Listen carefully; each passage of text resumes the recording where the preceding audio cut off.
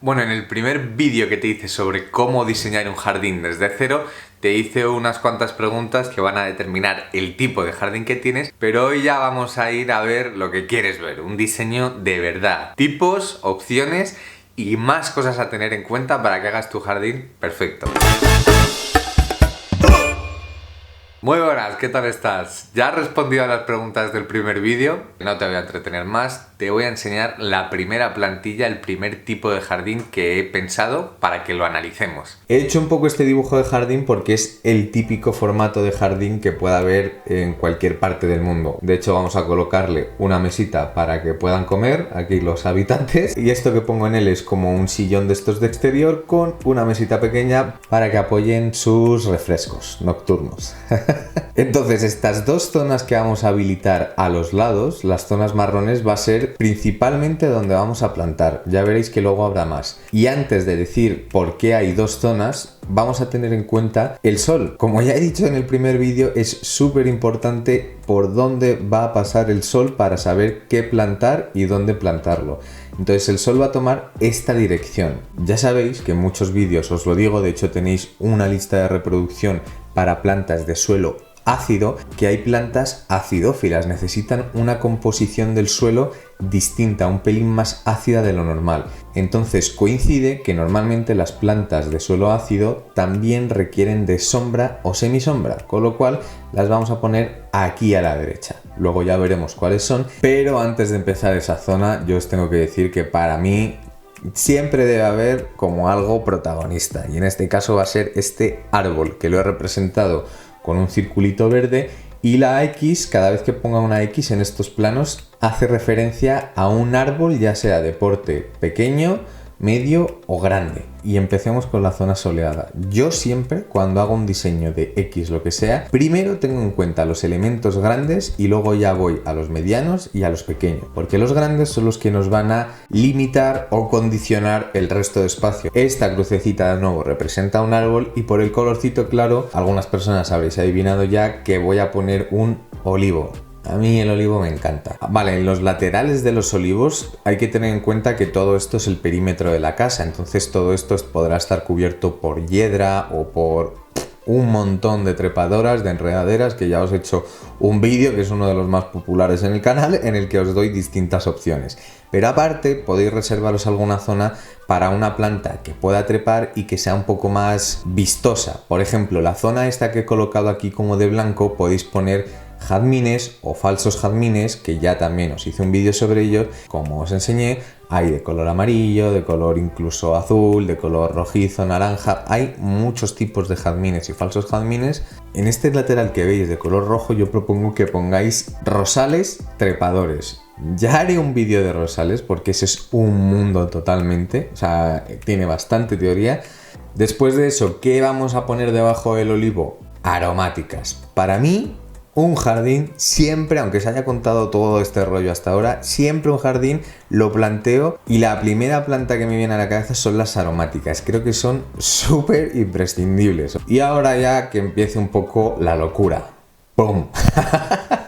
Toma colores, si queríais colores pues toma. Como veis hay dos elementos cuadrados que son de color gris. Esto yo os propongo también que no solo pongáis plantas, sino que pongáis elementos como rocas. Lo suyo es que mezcléis alturas, relieves, formas, es decir, en la naturaleza nada crece súper ordenadito, todo se va entremezclando, y si lo mezclamos ya con colores ya espectacular. También esta zona de aquí, por ejemplo, puede ser una zona muy buena de bulbos, de mezclar bulbos. Hay jardines espectaculares mezclando muchísimos colores, y como ya os enseñé en el vídeo de bulbos, hay algunos que se plantan en primavera y florecen en otoño y viceversa. Y ahora vamos a la parte de las plantas acidófilas. Vamos a buscar árboles pequeños que como muchísimo lleguen a medianos, es decir, que como mucho lleguen a crecer 4 o 5 metros, algo del estilo. Tanto el arce japonés como este de aquí perderán la hoja y se os quedarán pues árboles caducos, es decir, con las ramas y ya está, pero también tiene su gracia, también es bonito. Y el liquidámbar es un árbol que podéis controlar mucho su tamaño, o sea que lo podéis dejar en mediano, pequeño y ya está. Y ahora, estos dos puntos que tanto llaman la atención, el azul y el morado. A ver, ¿quién se atreve? Yo creo que ya alguno o alguna lo ha adivinado. Sí, hortensias. Estos dos puntos verdes que os pongo aquí, como le vamos a meter color a esta esquina, vamos a poner por aquí, por ejemplo, aucuba japonesa, que también pues parece que todo viene de Japón, ¿no? Todo lo ácido. Pues la aucuba yo tengo demostrado que aguanta calor, que aguanta frío, pero sobre todo que esté en sombrita y va a aguantar bastante. Y este oscuro que os pongo aquí es Aralia, que se suele conocer así, o Fuchsia japonica. Lo mismo, de nuevo, ¿de dónde? De Japón. Y yo tengo comprobadísimo ya que aguanta de todo, de frío, de calor, porque lo he visto ya en miles de jardines y es una preciosidad. Es una hoja que se utiliza mucho para floristería, como os enseñé en alguno de los ramos que he hecho alguna vez. Si no lo sabes, trabajo como florista también, o sea que ahí tienes algún vídeo. Y este punto rojo que tengo aquí, por terminar de darle color, hay muchas opciones, pero bueno, yo he escogido el rododendro. O podéis poner camelias, cualquiera de los dos les viene bien. Suelo ácido, son arbustos que se puede controlar el tamaño, pero si quieres también pueden llegar a los 2 metros y van a dar unas floraciones espectaculares de bonitas. Y bueno, pues para las personas amantes del huerto, vamos a añadirle aquí este huertecillo pequeño, familiar.